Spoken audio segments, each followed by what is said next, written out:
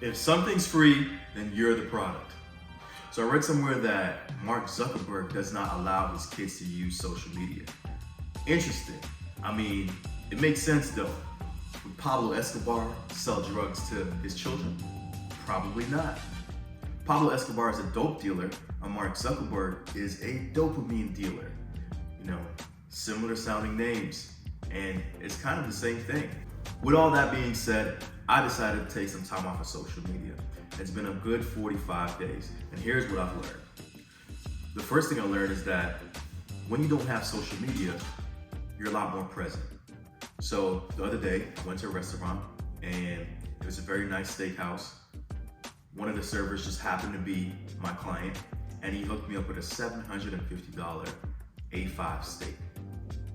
Now, if I have my social media, there's no way I could allow this moment to pass without sharing with everybody. It was too spectacular, it was too special.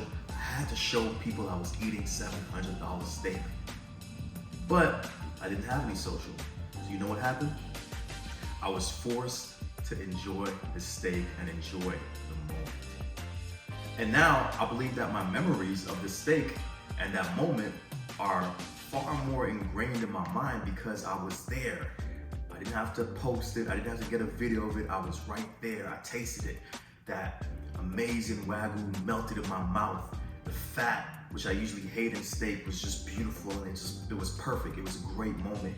And I was there for the entire thing. See, one of the major issues with social media is that it detaches you from the moment because you want to show everybody the moment.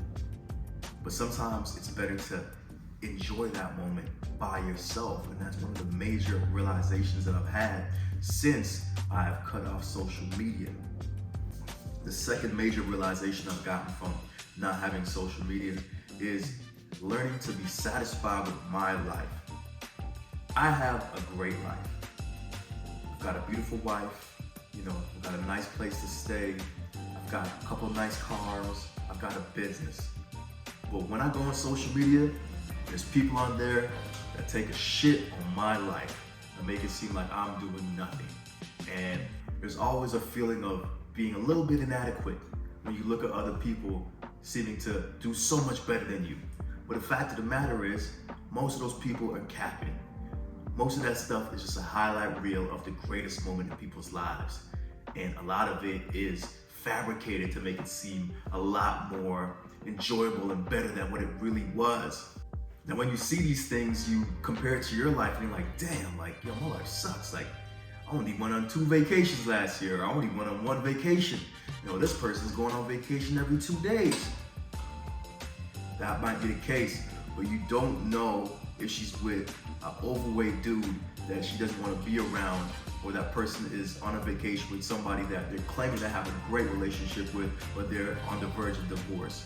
You just never know the context behind what you're seeing on social media, so it makes you feel kind of bad. Since I cut off social media, I haven't had that problem. I feel great about my life, and I don't know what anybody's doing, and I don't care. And they don't know what I'm doing, and I don't care. The average person spends 2.5 hours on social media. And since I cut off social media, I've gotten those 2.5 hours back. Now, I have a problem. It's called shiny object syndrome.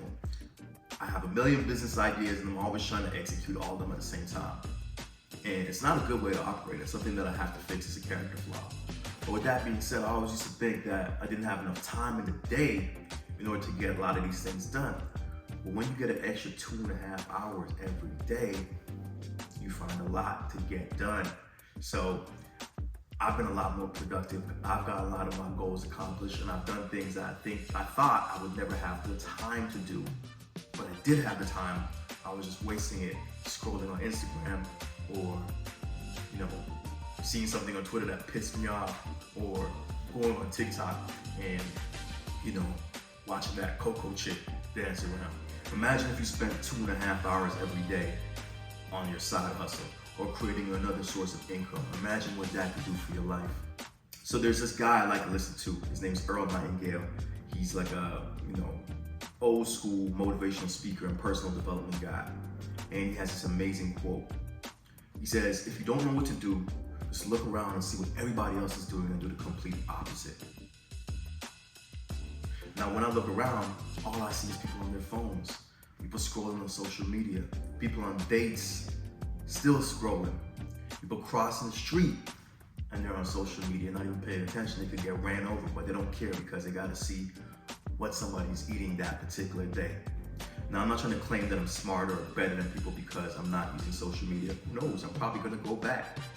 But I tried it, and for me, the benefits far outweigh the negatives. Maybe you should try it too. Give it 30 days, see what you come up with.